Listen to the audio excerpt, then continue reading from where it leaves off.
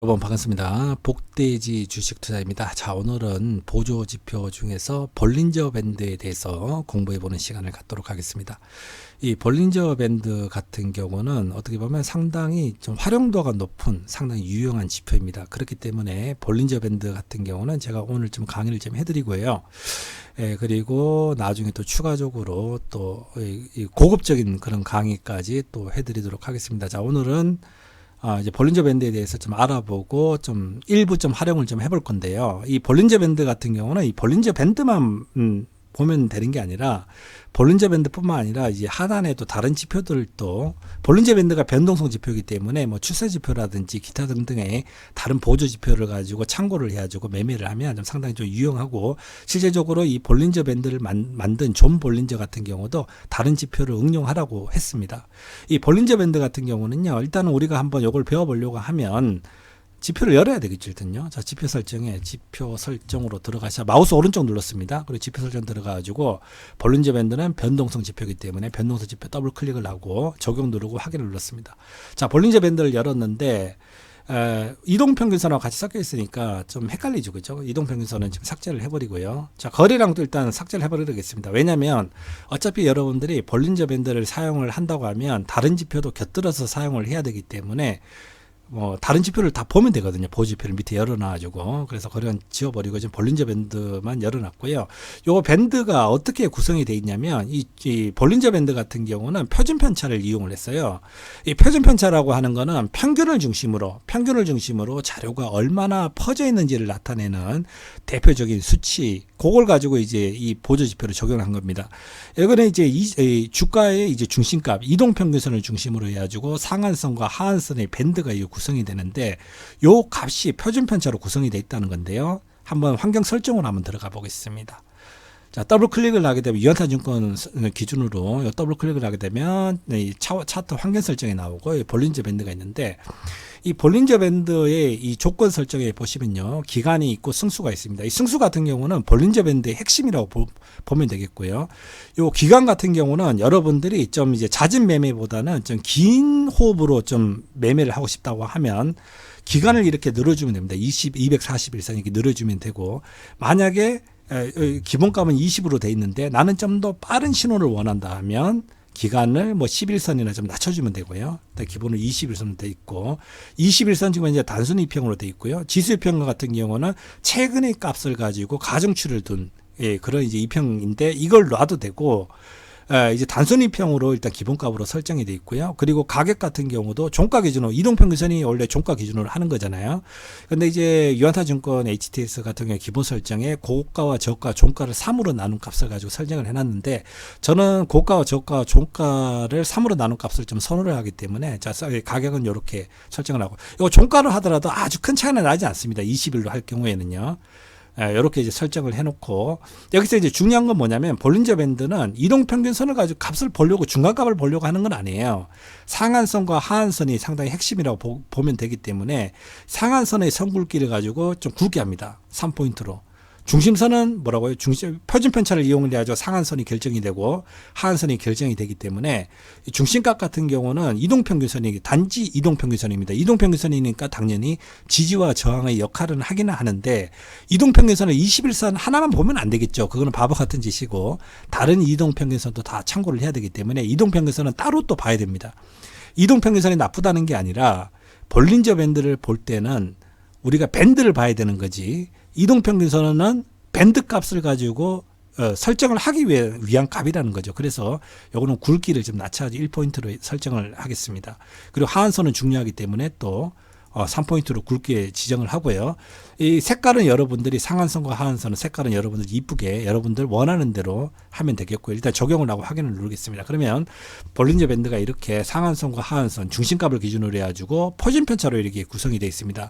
그래서 지금 여기 보시면요, 단순 이평으로 했고 시그마 값을 2로 했습니다. 이걸 가지고 이제 플러스 2시그마로 뒀고, 여기를 이제 마이너스 2시그마로 뒀습니다. 중심값은 20일 이동평균선이고요. 표준 편차를 가지고 이용을 했기 때문에 표준 편차라고 하는 거는 요 2시그마 사이에 주가가 얼만큼 분포를 하는가 이 수치를 가지고 나타낸 거, 지표로 나타낸 거고요. 2시그마로 놓을 경우에 주가가 이 상한선과 하한선에 머물 확률은 2시그마일 경우에는 95.45%입니다.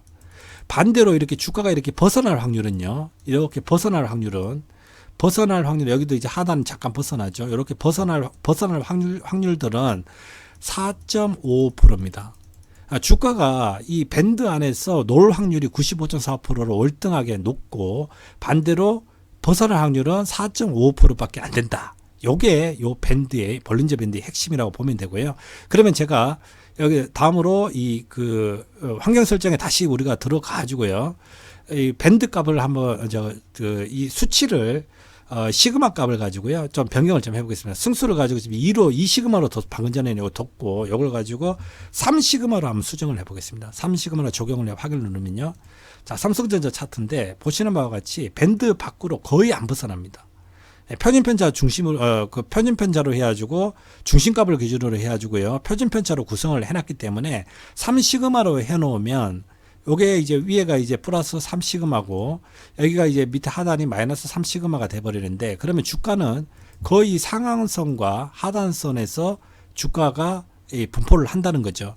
이 분포할 확률은요. 여기가 이제 99점 안으로 맴돌 확률이 99.73%, 밖으로 벗어날 확률은 거의 없습니다. 보시는 바와 같이 거의 없어요. 이거는 벗어날 확률은 0.27%밖에 안 됩니다. 그래서 시그마 값을 가지고 3으로 설정을 하게 되면 벗어날 확률이 거의 없다. 그래서 우리가 볼린저 밴드를 보는 이유는 뭐냐면 밴드가 이렇게 확장과 수축을 가지고 확장과 수축을 이렇게 진행을 하면서 밴드가 이렇게 확장과 수축을 하는데 우리가 이런 포인트를 잡으려고 하는 거거든요. 밴드가 수축을 한다는 거는 그 주가가 계속 이렇게 어떻게 보면 힘을 가지고 에너지를 응축하고 나니 폭발적으로 오를 때 이제 변동성을 줄 때 이게 변동성 지표거든요. 변동성을 가지고 파악하기 위해서 우리가 이 볼린저 밴드를 가지고 사용을 하는 건데 이 3시그마를 해놓으면 밴드 밖으로 벗어날 확률이 0.27%밖에 안 돼요. 그렇기 때문에 매수 포인트를 못 잡습니다. 그걸 잡을 수가 없죠. 그죠? 단지 그런데 3시그마로 해놓으면 반대로 밴드 안으로 들어갈 확률이 99.73%입니다. 거의 주가가 안으로 맴돌기 때문에 반대로 우리가 주식에 있어가지고 매도 포인트는 잡을 수가 있겠죠. 어차피 여기는 벗어나도 이 안으로 밴드 안으로 들어갈 것이다. 왜냐하면 밴드 밖으로 벗어날 확률은 0.27%밖에 안 된다는 거죠. 자, 요걸 가지고 인지를 하시고요. 자, 이것도 환경 설정에 들어가가지고 이번에는 이제 시그마 값을 1로 한번 수정을 해보겠습니다. 승수를 1로. 그리고 승수는 이거 소수점까지 유안타 증권 같은 경우는요. 소수점까지 뭐 1.5%, 1.4%, 1.3% 요렇게 소수점까지 요렇게 여러분들이 원하시는 대로 또 수정도 가능합니다. 자, 1시그마로 일단은 우리가 지금 배우는 중이기 때문에 1시그마로 한번 수정을 해볼게요. 자, 수정을 하게 되면 자, 보시는 바와 같이 1시그마로 하니까 어떻습니까? 주가가 이렇게 많이 벗어나죠. 이 상한선을 여기도 벗어나고 밑에도 엄청 벗어나고 하단도요, 상단도 이 밴드 상단과 하단에 머물 확률이 요럴 경우에 이제 요거는 이제 1시그마인데 플러스 1시그마로 하고 하단을 마이너스 1시그마로 이렇게 해놓으면 주가가 상한선과 하한선에 머물 확률이 68.27%고 반대로 벗어날 확률도 많습니다. 31.73%씩이나 밖으로 벗어나기 때문에 1시그마로 해놓으면 우리가 매매를 가지고 자주를 할 수 있겠죠. 그죠? 밴드로 벗어나는 경우들도 많고 밴드 안으로 있는 경우도 많고 68%, 31% 상당히 많기 때문에 신호가 상당히 자주 나타난다라고 보면 되겠습니다. 반대로 신호가 자주 나타난다고 하는 거는 반대로 거짓 신호도 있겠죠. 그래서 거짓 신호를 가지고 여러분들이 구분을 하기 위해서 볼린저 밴드만 여러분들이 꺼내놓고 볼 것이 아니라 다른 보조 지표도 참고해야 된다는 것을 꼭 염두해 둬야 됩니다. 자, 지우고요. 그래서 볼린저 밴드를 가지고 제가 다시요. 볼린저 밴드를 좀 많이 열겠습니다. 지금 1시그마, 2시그마, 3시그마까지 했고요. 볼린저 밴드는 다시 한번 말씀드리지만 변동성 지표다. 우리는 변동성을 보기 위해서 볼린저 밴드를 보는 거고요. 볼린저 밴드를 제가 한 3개 정도 열겠습니다. 지금 방금 전에 했던 1시그마를 값을 가지고 1시그마를 하나 놓고 여기는 2시그마 놓고 여기는 이제 3시그마를 놓겠습니다.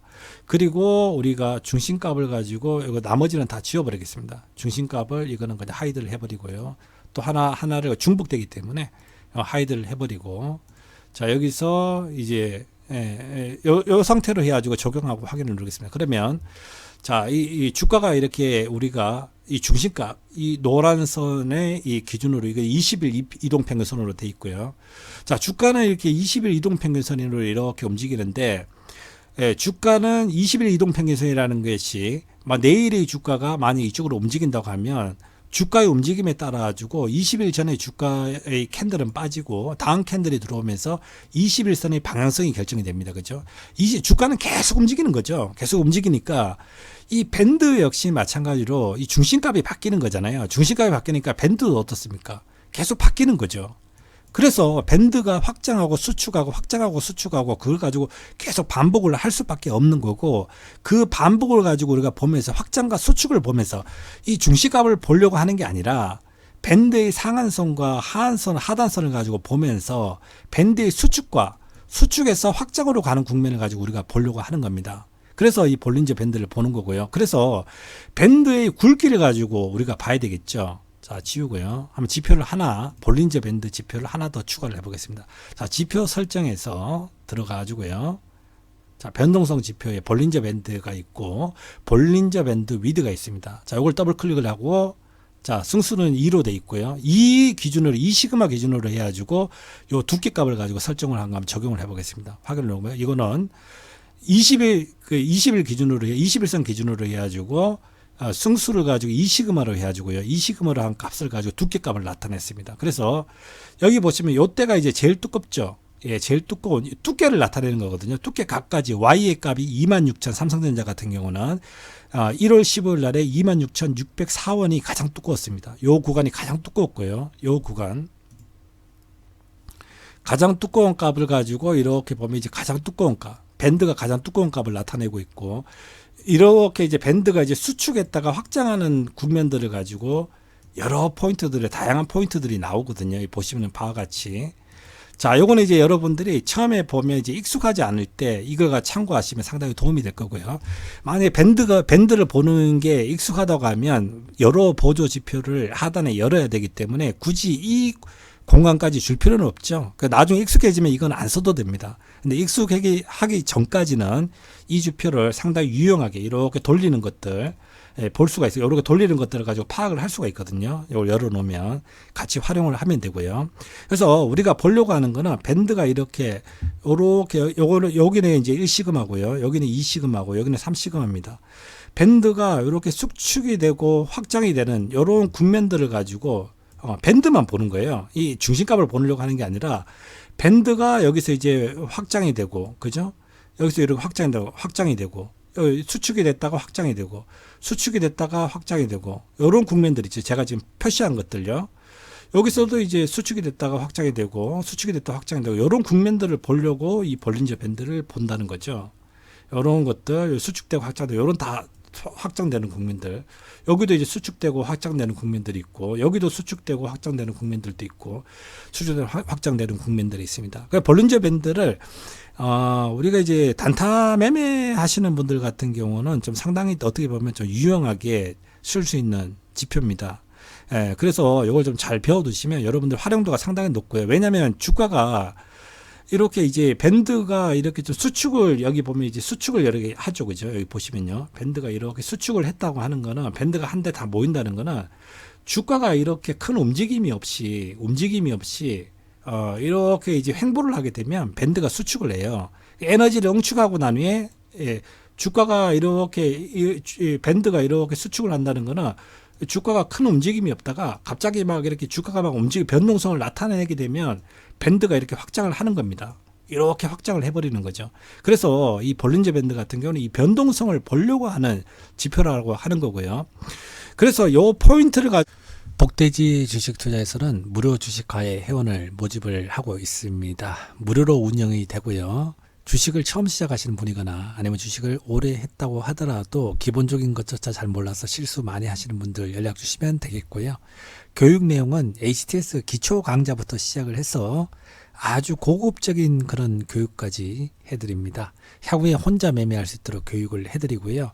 무료 회원 가입 방법은 아래 연락처로 문자나 카톡이나 전화로 연락 주시면 되겠습니다. 감사합니다.